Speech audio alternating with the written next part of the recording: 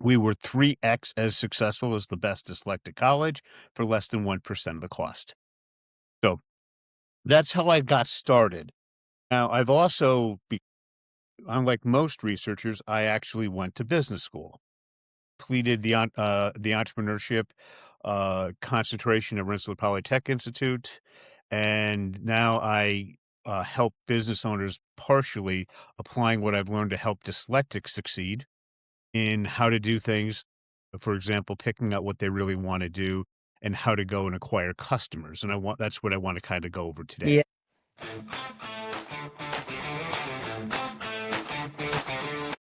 Okay, welcome to You're the Boss podcast show. And today I have a special guest with me, Russell Van Brocklen.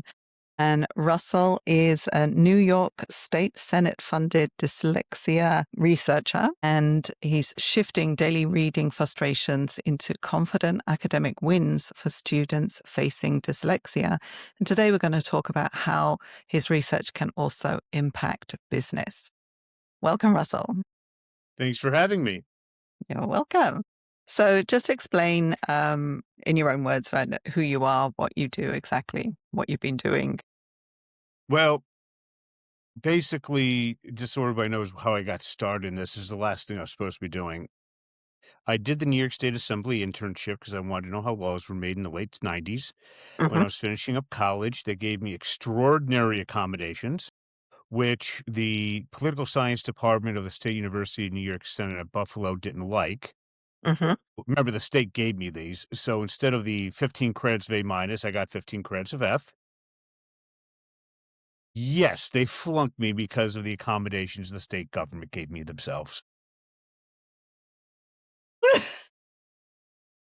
So I had a first grade reading and writing level. I went to law school. My second day of contracts, I was called on by the professor, responded in 15 minutes, not as a student, but as his equal. He couldn't beat me. I couldn't beat him. Learned how to read within a month, right within a couple of years.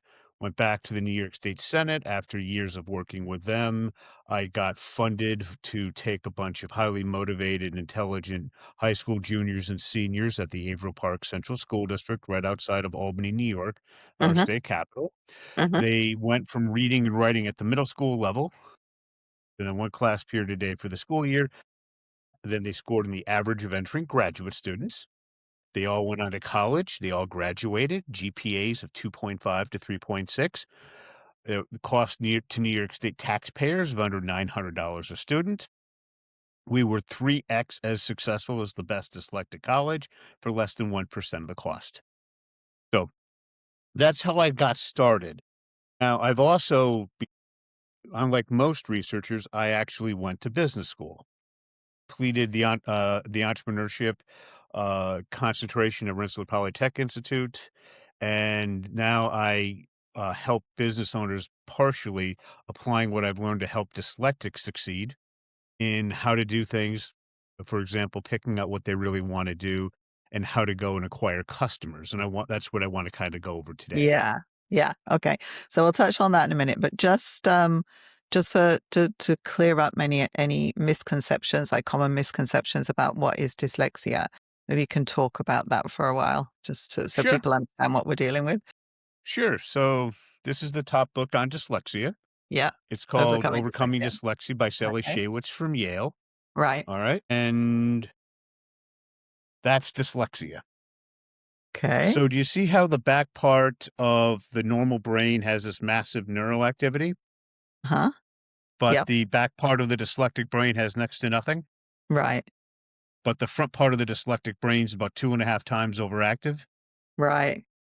So what I do, and that according to Yale, the front part of the brain deals with word analysis followed by articulation. Mm. So what I'm going to do is I'm going to show you how to pull things from the back part of the brain where for dyslexics, nothing's going on, into the front part of the brain. Mm. All right. So here's a little hint for you marketers out there. Once the dyslexic learns to organize their thoughts, we have 2.5 times the neural activity of what I'm about to show you. Right. Okay. It's kind of like going into a weightlifting competition with Arnold Schwarzenegger compared to the typical, maybe let's just say very academically inclined kid who's 6 foot tall and weighs 120 pounds. Mhm. That's the difference. Okay. Okay. What I'm about to do is I'm about to show you how to use word analysis followed by articulation to best represent the ideas of how you want to convey what you're doing to Mhm. get customers. Mm. So let's take a look at I'm talking about small to medium sized businesses, not these big corporate behemoths, because you're doing what you're doing for a reason. Mm. Let me give you an example that's going to be crystal clear. I used to cheerlead in college. Okay, the guy who ran modern cheerleading, his name was I think Mr. Webb. He sold out in I think 2017. All right, to a to or earlier to a major hedge fund. Okay, he cared about cheerleading, making it work, making the kids happy. The current group just wants the $400 million a year dividend check. So we are doing this, what you're doing, for a reason. You're just having a hard time articulating what that is so that you can communicate ideally to your customer. Okay. So I'm going to show you how to do that using a concept. This is what I use to teach dyslexics how to read and to think properly, to Right. think in an organized manner. And I'm going to use universal themes. So I'm Okay. going to start off in a way that seems a bit odd, but it Mhm. makes perfect sense once I show you what it means. All Okay. right. So let's start off with I want you to tell me about a movie that you think is one of the best of all times, that you know really well, that everybody's seen. Everybody's seen the only one that's just springing to mind at the moment, Apollo 13. Okay. And do you know it well? Okay. I'm going to ask you a very hard question. God. I want anything that is worth doing is difficult. I want you to reduce Apollo 13 into a one word universal theme that you think best represents the movie.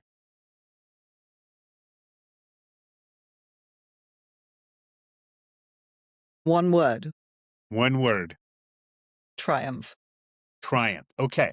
Now, I want you to imagine if you went back and looked at the New York Times or Washington Post or any major publication in the United States that wrote a review on that movie, probably by an Ivy League educated person. Do you know how they tell you this happened and this happened and this happened? They pretty much destroyed the movie by reading the review. Okay. Well, honestly, I could have a seventh grader do that, but okay. Here's how you do it better. You would take the universal theme of triumph, and then you would say, these are the major actors that I really liked. And you would say, how did they individually do with the universal theme of triumph? How did the director do with the universal theme of triumph? How did the screenwriter do with the universal theme of triumph? And you'd write your review that way. That way, people could read it and say, yeah, I liked it or I don't like it. I can see what you're saying.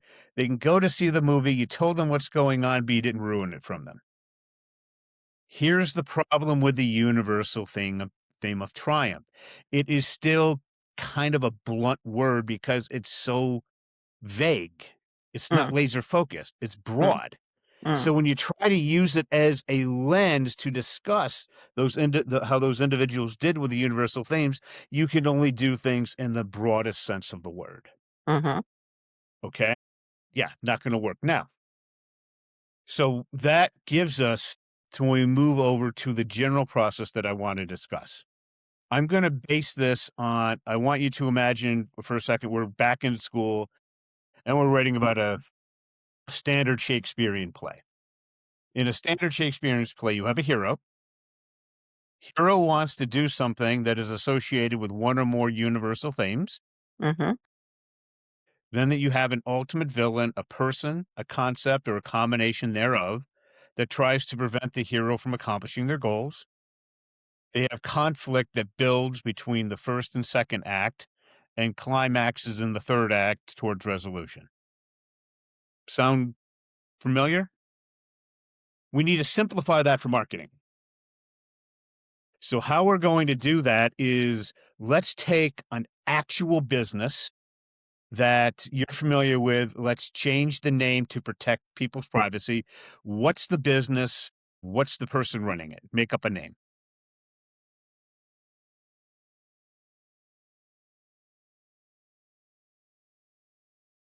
Okay, communications training, and I have to give a person, is it? Okay, no, so there's a company that you know that's in communication training. Yeah. Yeah. They want to give themselves a much better marketing idea, okay? Right. Yeah, so make up the name of the person who owns the business. Okay. I'll say Cynthia. Cynthia. Okay. What is it that Cynthia wants to do? She wants to simplify communication and end miscommunication Why? Why does she want to simplify communication, and so that businesses work better, faster, why does she care kinder, about businesses working better and faster? because we're losing the ability to communicate face to face. And why does she care about that?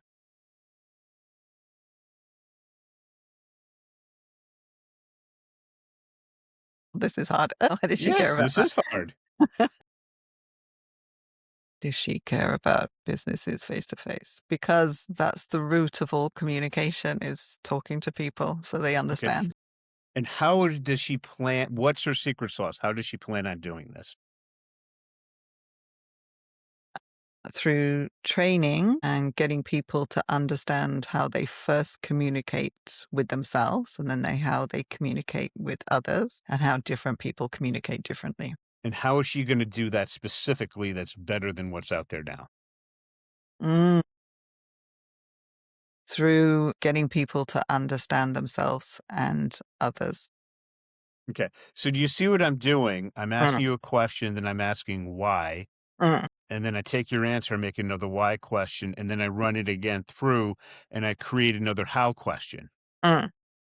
Okay. Okay. And then I go back and forth. And then what you want to do is you want to record your answer with a high quality microphone. And then what I would do is simply go to one of the AI chat services. You can find out which one is best. I'm not recommending any one, and get it transcribed. Okay. Okay. Then what you're going to do is you're going to go through every sentence that you wrote and pick out the most important word of that sentence. If there happens to be more than one really important word, then you can do that. And then you're going to get a list. And then you're going to go into your favorite AI chat model. Mm, All right. Just, so you know, I use personally Opus 4.6 from Claude from Anthropic. And then you put in, and if you're going to use ChatGPT, use thinking. If you don't bother doing this because you're going to get garbage. Right? Use the highest level thinking okay. reasoning Right. that you can get. Okay. And Right. if you have to wait 10 minutes, wait 10 minutes. All right. And what you're going to do when you do this, you're going to get a list of all the most important words. And then what you want to do is have the AI come up with custom definitions for each one. All right. And then based on what you want to do, ask it to summarize what the most important thing you want to do is. And you have to look at that, or maybe you say, what are the 5 most important things that I wanna do? You have to pick it. You're the human. You have to guide this, okay? Then find out what the best, most important thing is, and out of all those most important words, have them tell you what the top 10 are. And then you as the human, pick the best one, okay? That is what I'm gonna call your base universal theme. Right. Okay, now, just like triumph, it's broad. We need to make this much more laser focused. So Right. then what I would do is say, give me 100 synonyms and custom definitions, Okay. and then have the AI pick the top 10 or top 20 based on what you really want to do. And Okay. then you decide which one of those words best represents what's in your head. Okay. If that's not enough, generate another 100 synonyms with custom definitions Right.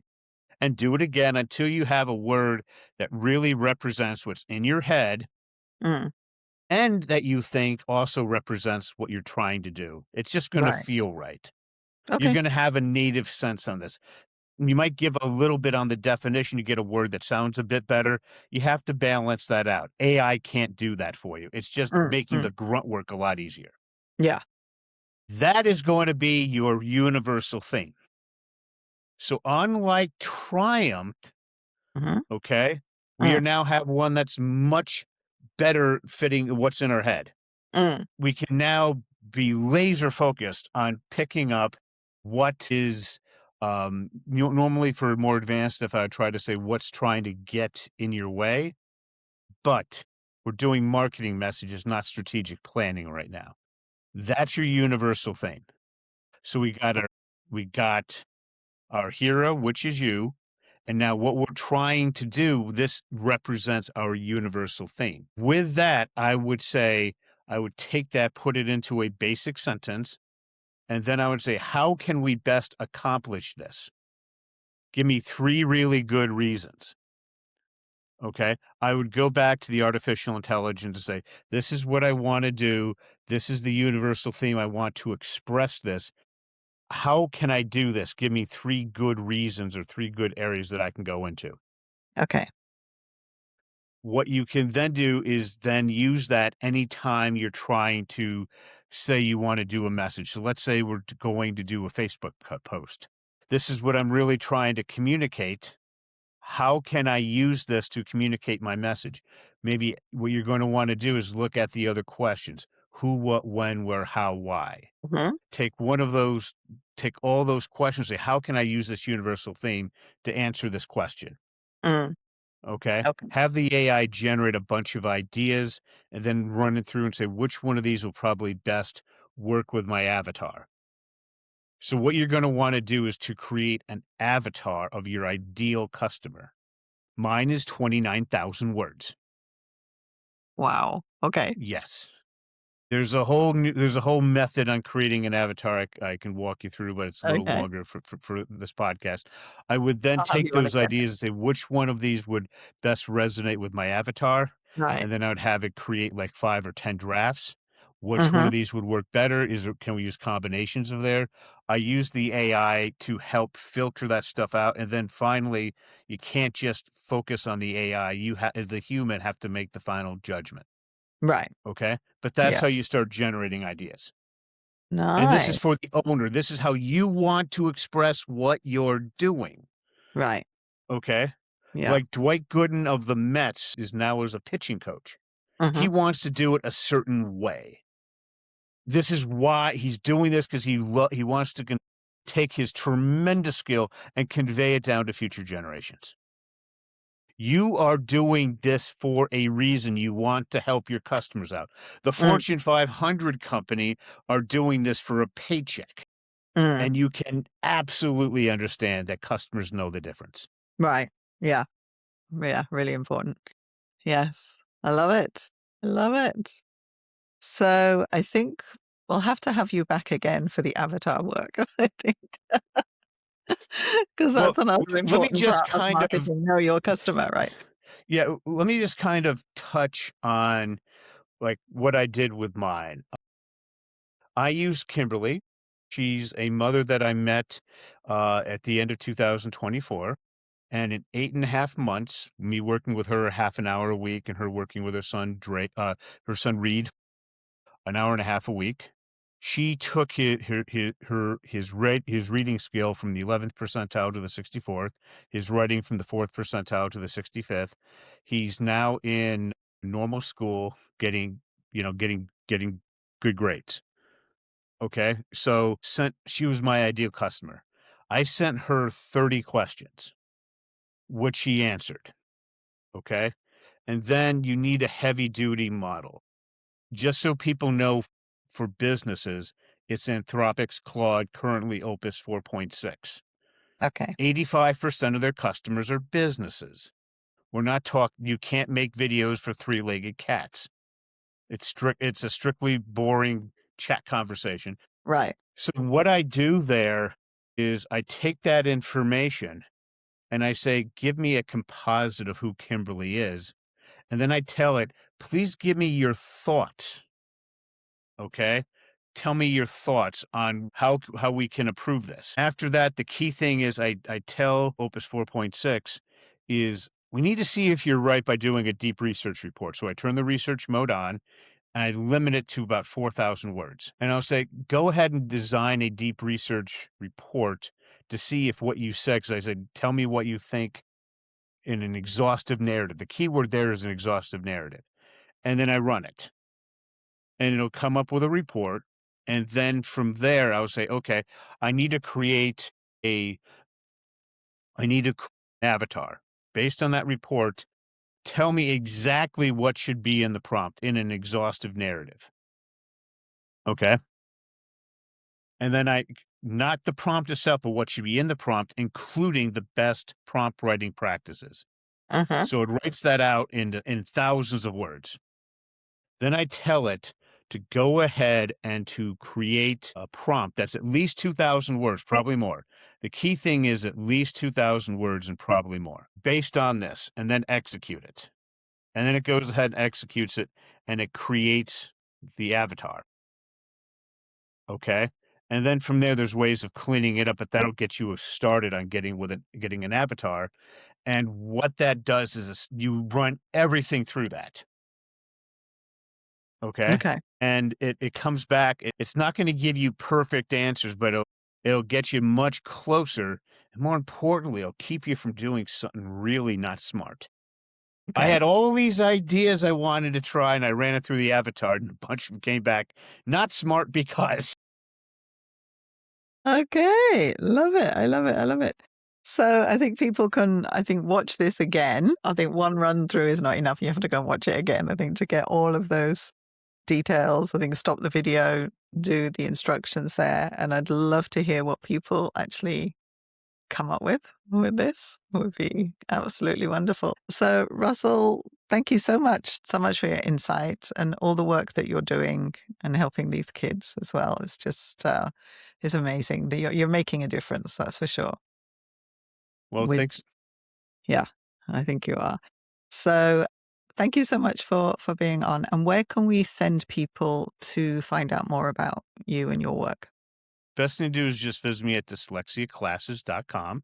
That's Hmm. with an S, dyslexiaclasses.com. There's a contact me form. Just fill that out and we'll get right back to you. Okay. Nice. All right. All right. Thank you so much for your time today, Russell. Thanks for having me. Thank you for listening to the show today. And if you've liked what you've heard, then do subscribe to the channel wherever you see it, wherever you're watching it. And if you're on YouTube, ring the bell so that you can get notified when we upload another episode so you don't miss the episodes as they come up.